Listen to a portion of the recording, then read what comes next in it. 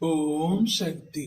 என் அன்பு தங்கமே, நீ இத்தனை நாட்களாக யார் உன்னை தேடி வர வேண்டும், யார் உன் வாழ்க்கை முழுவதும் இருக்க வேண்டும் என்று தீர்மானித்து ஏங்கி தவித்து காத்து கொண்டிருந்தாயோ, அந்த நபரே உன் வீட்டு வாசலில் வந்து நிற்க போகின்றார்.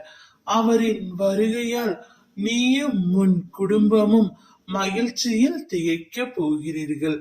உனக்கு பிடித்த ஒரு உறவை நீண்ட நாட்களாக பிரிந்திருக்கின்றாய்.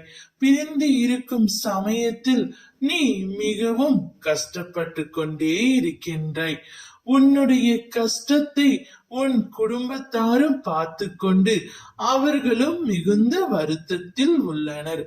கவலைப்படாதே செல்வமே, நீ தேடும் மனம் விரும்பும் நபரிடமிருந்து நிச்சயம் உனக்கான அழைப்பு கூடிய விரைவில் வந்து அவரே உன் வீட்டு வாசலில் வந்து உனக்காக தவம் இருக்க போகின்றார். நீ விரும்பிய அந்த உறவுடன் மகிழ்ச்சியாக இருக்க போகின்றாய். ஆயுட்காலம் முழுவதும் நீ அந்த உறவை பிரியாமல் இருக்க உன் அம்மா நான் உங்களை ஆசீர்வதிக்கின்றேன். உண்மையான உறவு ஒருபோதும் தோற்று போவது இல்லை என்று உன்னிடம் நான் பலமுறை கூறினேன் அல்லவா? உண்மையான அன்பு உயிரான உறவும் நிச்சயம் பிரிவு என்ற பாதையை நோக்கி நடை போட்டாலும் வாழ்க்கை முழுவதும் அந்த பிரிவு நிலைத்து இருக்காது தங்கமே. எல்லாம் சரியாகிவிடும் என்பது நினைப்பது தவறில்லை. இனிவரும் பிறப்புகளில் எப்படி இருக்கும் என்று உன் நற்பண்பு நற்செயல் மட்டுமே தீர்மானிக்கும் என அறிந்து வாழ். யாரையும் நீ அதீத அன்பு செலுத்தி ஏமாற்றி விடாதே.